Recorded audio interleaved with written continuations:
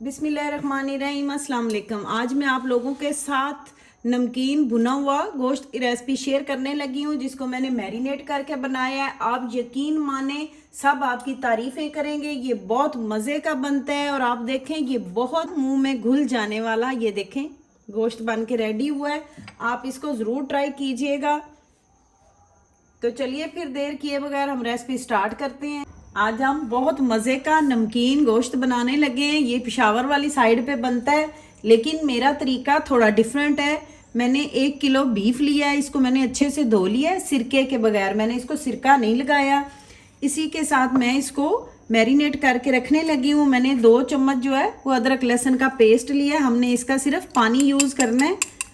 इस तरह हम इसको मैंने हल्का पानी डाला है, हल्का सा, इसमें ज़्यादा नहीं मैंने डाला, थोड़ा सा 2 चम्मच के करीब। अब हम इस तरह इसका सारा जो पानी है वो हम इसको बीफ को लगाते हैं। इससे इसका टेस्ट बहुत मज़े का बनता है। आप इसको एक बार ज़रूर बनाइएगा। इसी के साथ मैंने एक छोटे साइज़ का प्याज लिया था, इसको मैंने कद्दूकश किया है। इसको मैंने कद्दूकश किया है क्योंकि मुझे इसका भी पानी चाहिए था। मैंने इसमें इस तरह ये प्याज के अंदर मैंने पानी नहीं डाला। ये देखें ये प्याज का अपना ही पानी है। इस तरह हम इसको अच्छे से निचोड़ लेते हैं। हमें इतना ही 2 चम्मच के करीब ही हमें पानी चाहिए था प्याज का। इसी के साथ एक मेरे पास दरमियाने साइज़ का लेमन है, मैं उसका भी इस तरह जूस निकाल लेती हूँ ताकि इसके जो बीज से निचोड़ लेते हैं। सारा जो इसका जूस है लेमन का वो भी हम, क्योंकि बीफ थोड़ा सा हार्ड होता है, इसको थोड़ा सा गलाने के लिए हमें टाइम लगता है। अब हम इस सारे जूस को अच्छे से बीफ पे लगा देते हैं। मैंने हड्डी वाला भी साथ गोश्त लिया है। देखें 1/2 चम्मच इसमें नमक डाल के हम इसको 15 से 20 मिनट, अगर आपके पास टाइम है तो आप इसको आधे घंटे के लिए रखें।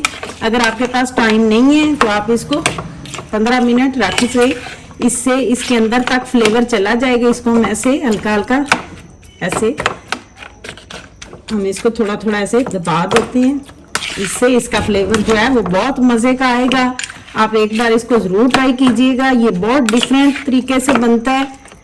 यूट्यूब पे पहली दफ़ा नमकीन गोश्त ऐसे मैं बना रही हूँ इस तरह।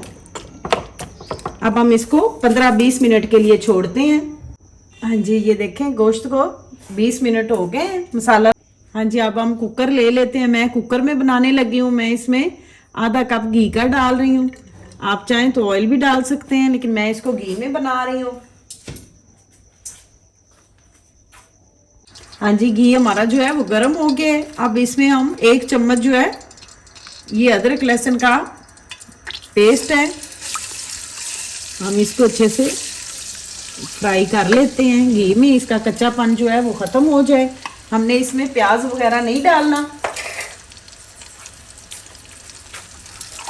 इसमें हमने प्याज वगैरह नहीं डालना। हम इसको अच्छे से, मज़े का बनता है। इसका टेस्ट जो है वो इस तरह मसाला लगा के चिकन को रखेंगे, इसका टेस्ट बहुत मज़े का बनता है। आप गोश्त को मसाला लगा के रखें ताकि इसके अंदर सारा फ्लेवर जो है वो सारी चीज़ों का चला जाए। इस तरह अब हम इसको अच्छे से अदरक लहसुन को देखें हमने फ्राई कर लिया है। इसका कच्चापन जो है वो ख़त्म हो जाए। अब हम इसके अंदर गोश्त को डाल देते हैं। सारा जो है गोश्त हम इसके अंदर डाल देते हैं। हमने गोश्त को भी फ्राई करना है अच्छे से मसाले में। अदरक गोश्त को हमने तब तक फ्राई करना है जब तक इसका जो हमने ये इसमें मसाला लगाया है उसमें भी जो हल्का पानी था वो अच्छे से ड्राई हो जाए और गोश्त जो है वो ऑयल को सेपरेट कर दे। तब तक हमने इसको फ्राई करना है। ये बहुत मज़े का बनेगा। इस तरह इसके पीस हमने बड़े ही रखने हैं, इसके पीस छोटे नहीं करवाने। गोश्त ने जो अपना पानी छोड़ा है वो ड्राई ना हो जाए, इसको हम अच्छे से फ्राई करेंगे। हाँ जी, ये देखिए गोश्त हमारा जो है ये देखिए भुन गया है। अब देखें घी हमारा जो है ये देखें ये सेपरेट हो गया है। अब हम इसके अंदर पानी डालेंगे। इसको अच्छा गला हुआ होना चाहिए ये वाला गोश्त, और इसके पीस भी हमने बड़े रखे हैं, तो इसको हम तकरीबन 20 मिनट तक पकाएंगे। मैं इसमें 1 गिलास पानी का डाल रही हूँ। 1 गिलास मैंने पूरा भर के डाला है। इसको हम अच्छे से हिला लेते हैं। अब हम इसको वेट लगाएंगे। हमने इसका लिड बंद करना है और इसको हमने वेट लगाना है। हमने 20 मिनट के लिए इसको पकाना है। हाँ जी, 20 मिनट हमारे तब स्टार्ट होंगे जब वेट घूमना शुरू हो जाएगा। उसके बाद हम इसके 20 मिनट काउंट करेंगे। तब तक हम इसको मीडियम आंच पे हम इसको पकाएंगे। हाँ जी, मैंने कुकर को खोल के इसकी सारी जो इसका लिड उतार दिया है। इसकी सारी जो स्टीम है वो मैंने निकाल दी है। अब देखें इसमें थोड़ा सूप है, ये हमें हाँ जी, इसके अंदर 1/2 चम्मच जो है ये धनिया है कूटा हुआ। मैंने इसको अभी कूटा है और मैंने इसको कुंडी में कूटा है। आपने इसमें कुंडी का कूटा हुआ आपने धनिया डालना है। और 1/2 चम्मच काली मिर्च है। अगर आप बच्चों के लिए बना रहे हैं तो आप इसको स्किप भी कर सकते हैं, मिर्चें ना डालें। अगर आप बड़ों के लिए बना रहे हैं तो फिर आप इसमें आधा चम्मच जो है वो मिर्चें ज़रूर डालिएगा।